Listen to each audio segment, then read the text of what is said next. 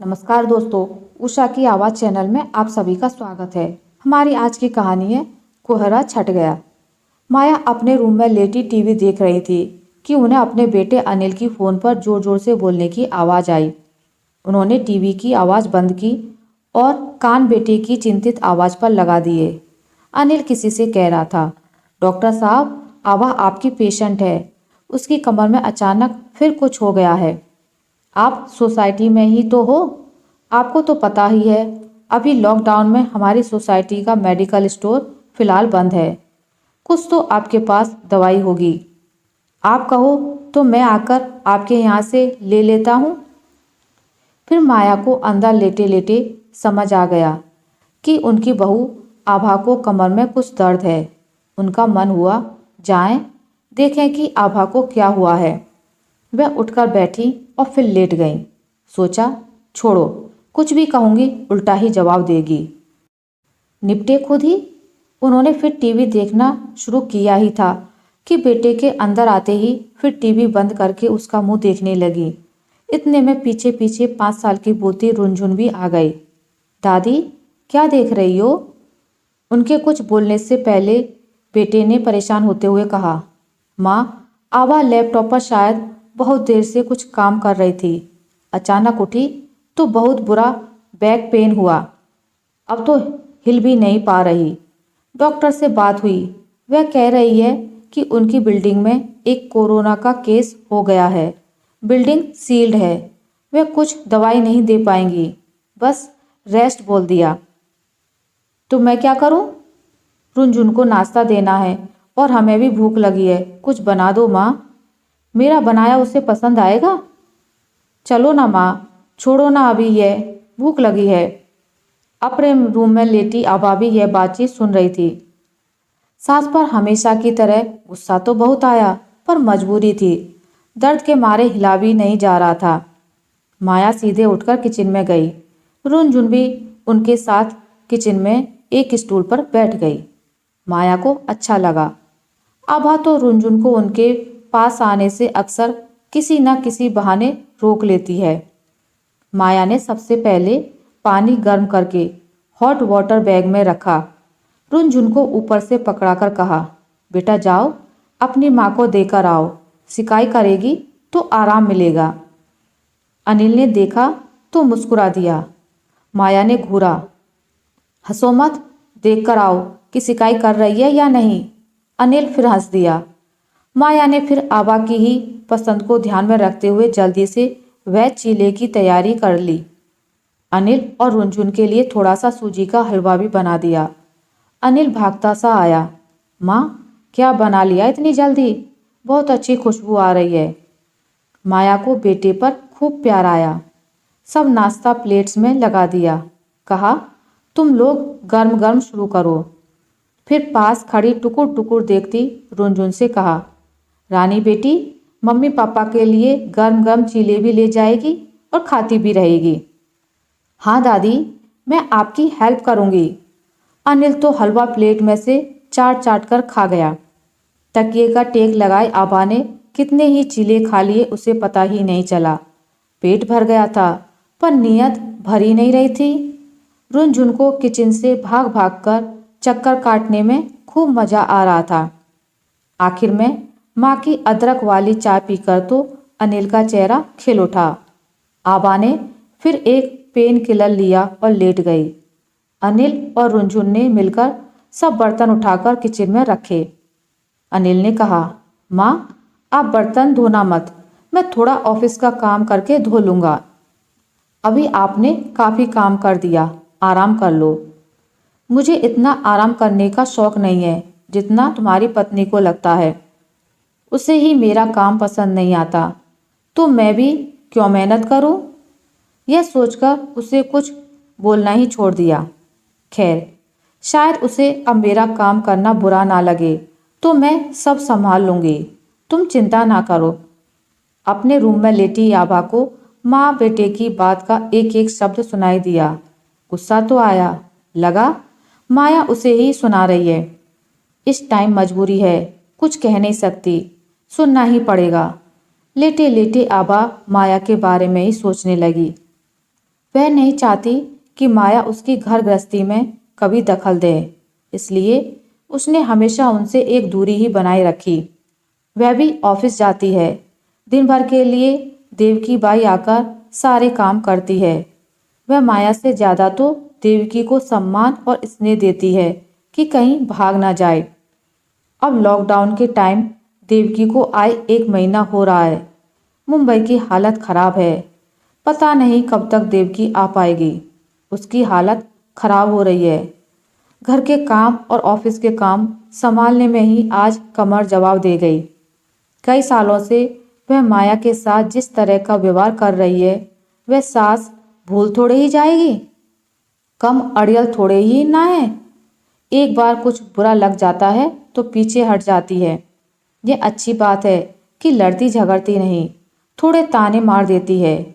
उसे याद आया, एक बार ऐसे ही उसकी तबीयत खराब हुई तो माया जब उसके कमरे में आकर उसके हाल पूछने लगी तो उसने कितने रूखे तरीके से कहा था कि आप चिंता ना करो, देवकी है, आपसे ज़्यादा तो उसे मॉडर्न तरीके पता हैं। आपके घरेलू पुराने तरीके मेरे किसी काम के नहीं। उसे गुस्से में घूरकर रह गई थी। उसके बाद उससे उसकी तबीयत के बारे में कभी नहीं पूछा था। आज भी तो उसके पास एक बार भी नहीं आई है तो बहुत अड़ियल। खैर, अभी तो मजबूरी है। अनिल लैपटॉप पर बैठ गया। रुंजुन कार्टून देखने लगी। माया धीरे धीरे बर्तन धोने लगी। कहीं आभा की आंख लग गई हो, शोर से खुल ना जाए। काम करते करते माया सोच रही थी, उच्च शिक्षित आभा जब बहू बनकर आई तो उन्होंने कभी यह ना सोचा था कि एक ही बहू और वह भी अपनी शिक्षा और नौकरी का घमंड करने वाली होगी। उनके पति तो कब का इस दुनिया से जा चुके थे।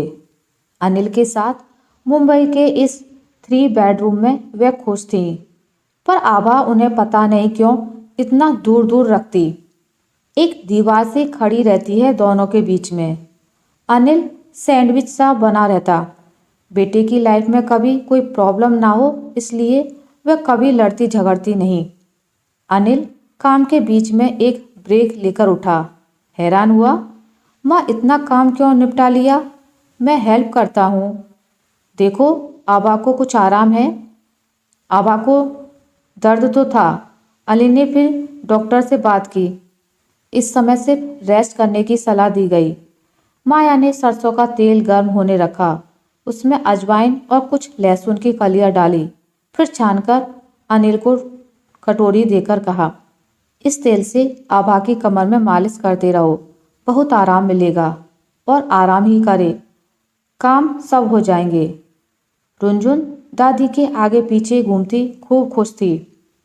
अब तक माया आभा के पास खुद नहीं गई थी। यही चलता आया था। शायद दोनों ही कभी मिलकर साथ बैठी थी। माया के मन में भी आभा के स्वभाव पर बहुत गुस्सा रहता था, पर अब उसकी चिंता भी थी। आभा को तेल मालिश से जादुई तरीके से आराम मिल रहा था। माया के कमरे में सुबह धूप बहुत अच्छी आती थी। उन्होंने अनिल से कहा, मेरी तो सुनेगी नहीं वह, उसे कहो थोड़ा मेरे कमरे में सुबह आकर बैठ जाए। मुझे तो एक बार बोल दिया था कि मैं विटामिन डी के कैप्सूल खा लेती हूँ। देख लो, अभी दर्द में शायद तुम्हारी सुन ले। माया जो भी अनिल से कहती वह इतनी जोर से कहती कि आभा को सुनाई दे जाए। इस समय भी जब अनिल उसके पास आया, आज वह हंस पड़ी। हाँ हाँ, सुन लिया, बैठ जाती हूँ धूप में। और माँ को बोलो मुझे सब्जी दे दे, बैठे बैठे काट दूंगी। अकेले कितना काम करेंगी? खुद नहीं बोल सकती तुम? वे मुझसे कहाँ सीधे बात करेंगी? अभी तक एक बार भी मेरे पास नहीं आई। तुम ही तो कभी यही चाहती थी कि वे तुम्हारे आसपास भी ना रहें। इतना सेल्फ रिस्पेक्ट तो हो ही सकता है ना उनमें। आभा चुप रह गई। अब सब काम माया ने अपने हाथों में ले लिया था। आभा बस थोड़ा ही उठ रही थी तो उसकी तकलीफ बढ़ रही थी।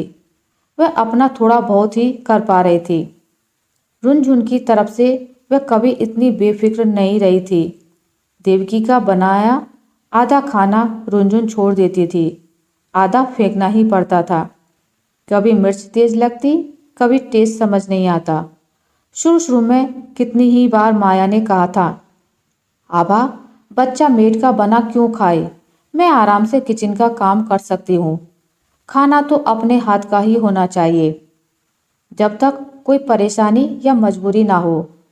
मेरी थोड़ी सी भी हेल्प वह कर दे तो मैं बना लिया करूँगी, तुम आराम से ऑफिस देखो, वह तुनक्कर बोली थी।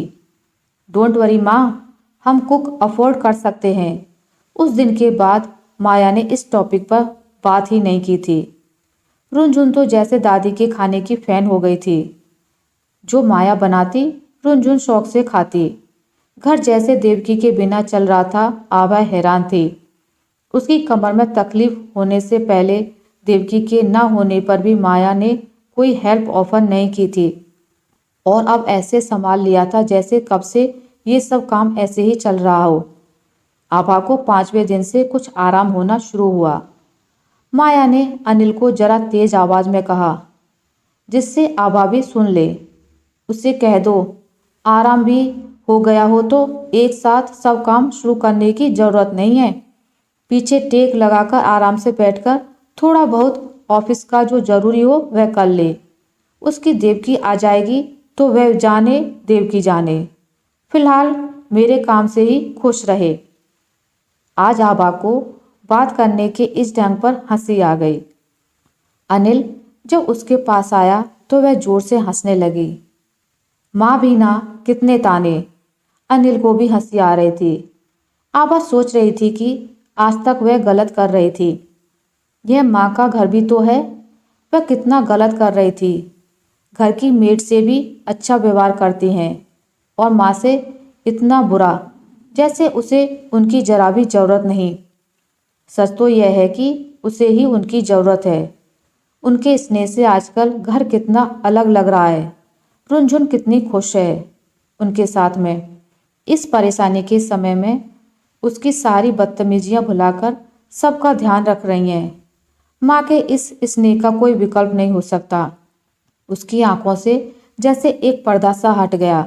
इतने में माया की आवाज़ आई, रुनझुन ले ये फल अपनी मम्मी को खिला दे, इतनी दवाई खा रही है, पेट जलता होगा। जी दादी। आज आभा को शरारत सूझी, वहीं से बोली, रुनझुन दादी को बोलो मैं फल तभी खाऊंगी जब वे मेरे पास आकर बैठेंगी। माया ने जवाब दिया, मुझे और भी काम है रुनझुन। आभा ने फिर कहा, मेरे पास बैठना सबसे ज़रूरी काम है। रुनझुन दादी को बता दो। रुनझुन को तो इस खेल में मज़ा आने लगा। वह ज़ोर ज़ोर से हंसी। अब दादी बोलेगी, अब दादी का नंबर। उसके यह कहते ही सब हंस पड़े। अनिल ने माँ को प्यार से देखा। माया मुस्कुरा रही थी। आभा ही उठकर आई और चुपचाप माया से लिपट गई। माया ने भी उसने सहला सा दिया। रुनझुन ने कहा, दादी अब कौन बोलेगा। माया और आभा के मुंह से एक साथ निकला, दोनों। घर में काफ़ी समय से फैला दूरियों का एक कोहरा आज जैसे छटने लगा था। आशा करती हूँ आपको मेरी आज की कहानी अच्छी लगी होगी। अगर आपको मेरी ये कहानी अच्छी लगी है तो इसे लाइक करें, ज़्यादा से ज़्यादा शेयर करें, और अगर आप मेरे चैनल पर नए हैं तो इसे सब्सक्राइब करना ना भूलें। मिलते एक नई कहानी के साथ, तब तक के लिए नमस्कार।